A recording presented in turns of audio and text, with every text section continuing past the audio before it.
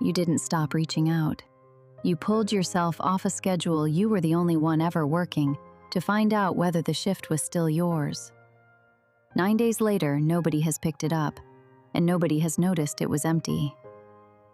You knew that before you started. Sunday, 8:47 in the evening. The light over the sink is the only one on downstairs. One streak of granite is still drying from the last paper towel. She wipes the same 6 inches of counter beside the phone twice, then straightens the coupon stack with the back of her hand. What is the difference between a friendship and a shift nobody clocked in for? The room smells like lemon and dryer sheet. A laundry basket sits on the stool behind her. The phone lies face up, flush against the coupons. The screen lights the underside of the cabinet. A photo forwarded by a mutual. 6 women at a backyard table, a dog blurred at the edge. Her thumb stops on the last face in the row. There is an hour in this house after which a call counts as an imposition. She made the rule herself. Nobody else knows it exists. She spreads 2 fingers on the glass and zooms until the last face fills the frame. Then she counts. 6 women, 5 paper cups, 1 chair pulled in at an angle. Nobody in it. 9 days since she stopped picking up the shift, and the first thing she does with the proof is take inventory of it. Then she starts building. She says it out loud to the dishwasher, because the dishwasher is what's in the room. Wednesdays are out. Somebody's youngest has practice until dark. The last weekend of the month is clear. If she brings the pasta salad in the big bowl, nobody has to cook, nobody has to host, and both objections are gone before anyone gets to raise them. She runs it top to bottom, twice, like a closing checklist. A gap only counts as empty if somebody else was ever scheduled to fill it. If I stop covering it for 1 week, she'll notice the gap and reach out herself. The sentence goes out into the kitchen, and the compressor cuts on over the end of it. She wipes under the phone twice without lifting it. She squares the coupon stack again. It is already square. She moves the laundry basket 6 inches to the left on the stool and leaves it there, handle out. She checks the lock on the back door, which she checked already. The hour closes at 9:30. Everything she has assembled at this counter is scheduled for a Saturday 12 weeks out. Not one line of it needs an answer from anybody. At 9:16, the phone buzzes against the granite and the coupon stack shifts a 1/4 inch. The name on the screen is the one she has spent 9 days not calling. The hour she said is closer than it was, and she knows exactly how much closer. It is a chain forward, no, less than a forward. A fundraiser link, a school gym, a raffle, pushed out to 14 people at once, with no greeting and no question anywhere in it. She is still on the list. 4 words back would clear it. Thanks for this. Done. A reply to a chain forward has no witnesses, no risk, nothing to balance a closing. Easier than everything she built at that counter half an hour ago. And quieter. She opens the link. She adds it to the family calendar, Saturday morning, 3 hours, with a reminder set for the night before. She reads the forward, sets the phone down, and starts pairing socks from the basket on the stool without looking at them. For 6 years, she was the one who picked the date. She booked the table. She moved it twice in 1 month when somebody's kid came down with something, and she called the restaurant both times because they gave the table away if you were 15 minutes late. She kept a note in her phone with 3 allergies and 1 parking preference in it. And what exactly is wrong with that? Nothing. That is what made it work.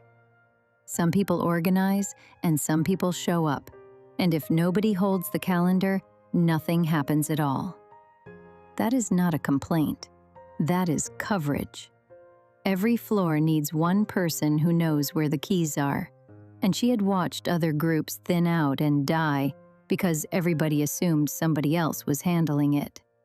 So she handled it for 6 years. All of it was true.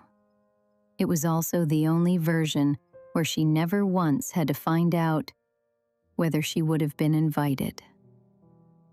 Here is the part she never put in writing. An invitation she wrote herself came pre-approved.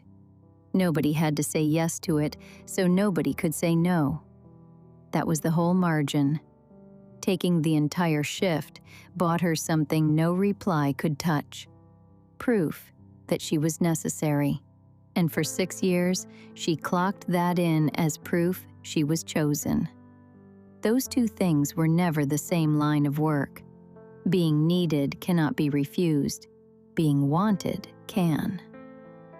What the schedule let her skip was one question, 11 seconds long, and she never once let it out of her mouth. Whether she was optional. That unasked question has already been paid for. And the losses have names. The Thursday walk group she started herself, printed loop map and all, 4 women, a thread that has said nothing since March. 11 years of one friendship, hundreds of texts, and not one direct question inside any of them.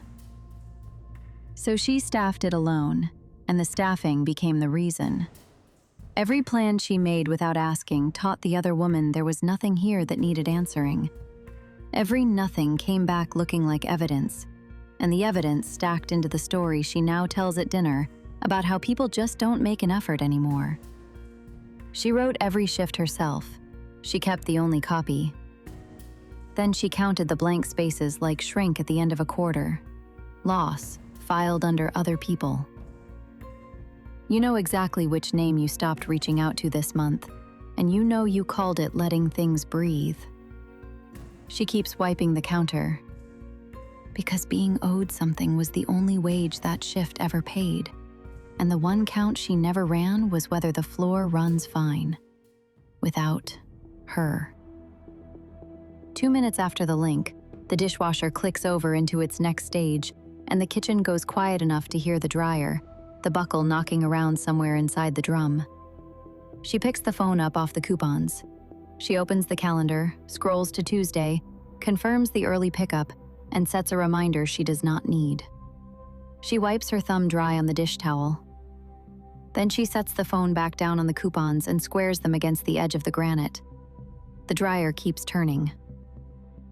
She will wipe the same 6 inches of counter again, and then she will open the drawer with the takeout menus in it and lay the phone face down under the pizza coupons where the screen cannot reach her. Then she will staff next week. A pickup swap for Thursday. Coverage for the gap 2 Fridays out. Somebody else's problem solved before it exists. The relief will hold about as long as the dry cycle. It will collapse next Sunday when the hour arrives with nothing on the screen and no shift left to cover. By March, she will have stopped saying the woman's name at dinner and started saying everyone's busy. She will work that empty shift alone in a kitchen she keeps spotless. Or she will pick the phone back up and answer the forward instead. 3 lines of warmth to the woman who sent it, a count me in, and then at the bottom, worded light enough to be carried along to somebody else, a question about how everybody has been holding up lately. Relief will arrive with the first reply. It will collapse the following night when the answer comes back secondhand, or when nothing comes back at all and the hour closes anyway. In 3 months, she will be reading that woman's texts line by line for a verdict she never asked for out loud. The messenger will pay, working a shift she was never asked to take and doesn't know she is on. Or she will tap the name in the call log with the hour still open, and when the ringing stops, she will say it flat out. that she pulled herself off the schedule on purpose, that she counted the 9 days, that the empty week is why she is calling tonight. Relief, instantly, before the sentence is even finished. Then the collapse, in the pause on the other end, not the answer, the pause. 2 seconds, maybe 3, and the hour still has not closed. In 3 months, she will be the one who calls first and says so, then stands in her own kitchen while somebody else decides the answer. The other woman will pay, handed a shift she never knew was open on a Sunday night with no notice. The dishwasher has moved into its dry cycle. Upstairs, the television is still murmuring through the ceiling. The dryer stops mid-turn, and the buckle settles somewhere against the drum. And then the compressor cuts in, and the kitchen has its noise back. The socks are paired in the basket on the stool. 12 pairs, cuffs folded the same direction. The streak on the granite has dried and left nothing behind. Her thumb finds the name in the call log, presses hard enough to light it, and lifts away before it dials. At 9:29, the phone is face down on the coupons, her hand flat beside it, and the house is quiet in every direction. The simulation is still running. Who did you save today?